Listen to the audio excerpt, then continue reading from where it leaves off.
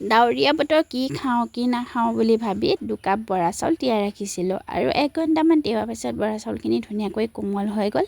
সেইবাবে মই এখন প্লেটত 2টামান ড্ৰাই ফ্ৰুইটছ, কেইটামান ইলাচি, চেৰি আৰু অলপ পানীৰ ভুজিয়া লৈ ল'লোঁ, লগতে এখিলা তেজপাতো লৈ ল'লোঁ। আৰু মই কাজু ড্ৰাই ফ্ৰুইটছখিনি সৰু সৰুকৈ কাটি ল'লোঁ আৰু ইলাচি কেইটা থেতেলিয়াই ল'লোঁ। তাৰপিছতে মই অলপ গাখীৰ গৰম হ'বলৈ দিছিলোঁ।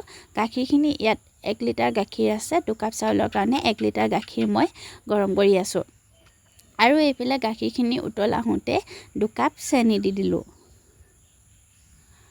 চেনি দিয়াৰ পাছত মই চাউলখিনিও দি দিলোঁ, ধুই যে থৈছিলোঁ চাউলখিনি, তিয়াই ৰখা চাউলখিনি মই দি দিলোঁ, লগতে ইলাচি কেইটা আৰু তেজপাতখিলা দি দিলোঁ।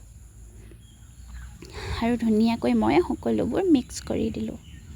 এইফালে দেখিছেনে, একদম মানে কিবা এটা ভাবোঁ কিবা এটা হয়। ভাবিছিলোঁ মই গাখীৰতে অন্নপূৰ্ণা ঘি অলপ দি দিম, কিন্তু মোৰ দিবলৈ পাহৰি গ'লোঁ। এইটো কাৰণে এইখিনি অলপ অলপ লাগিয়ে ধৰিছিলে। তাৰপাছত মই ইয়াতে এনেদৰে অলপ ঘি দি দিলোঁ। এইখিনি ভালদৰে মিক্স কৰি লোৱাৰ পাছত মই কাটি থৈ দিয়া ড্ৰাই ফ্ৰুইটছখিনি দি দিলোঁ। সৰু সৰুকৈ ড্ৰাই ফ্ৰুইটছখিনি কাটি লৈছিলোঁ, এইখিনি মই মিক্স কৰি দিলোঁ।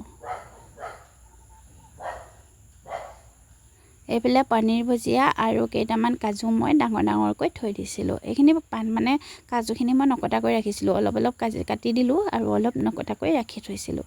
তাৰপিছতে এইফালে দেখিছেনে, একদম এইখিনি কিন্তু দেখিবলৈ হ'ল দৰে লাগিছে, কিন্তু এইখিনি হোৱা নাই। ইয়াৰ পিছত চাউলটো আৰু মাছটো ভালদৰে সিজাই নাই, সেইটো কাৰণে মই আৰু অলপ গৰম গাখীৰ দি দিলোঁ। আৰু মই এনেদৰে অলপ অলপকৈ গাখীৰ গোটেইখিনিয়ে দি দিলোঁ, যিখিনি বাকী আছিলে, আৰু এইখিনি পূৰা মিক্স কৰি দিলোঁ। দেখিছেনে, এনেদৰে মিক্স কৰি দিলোঁ আৰু ইমান ধুনীয়া এটা গোন্ধ আহিছে নহয়।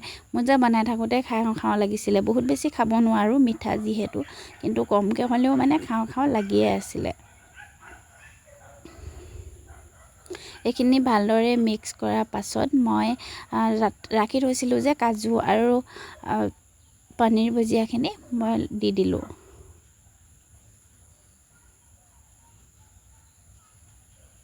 পনীৰ ভুজিয়াখিনি দি দিলে এটা বেলেগ টেষ্ট আহে, খাই ভাল লাগে।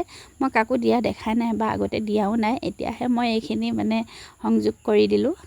আৰু এইফালে মোৰ হৈয়ে গৈছে আৰু অলপ টাইম মই ঢাকি ৰাখিম, কাৰণ মাছটো ভালদৰে সিজিব লাগিব। একদম ল' কৰি দিছোঁ দেই গেছটো।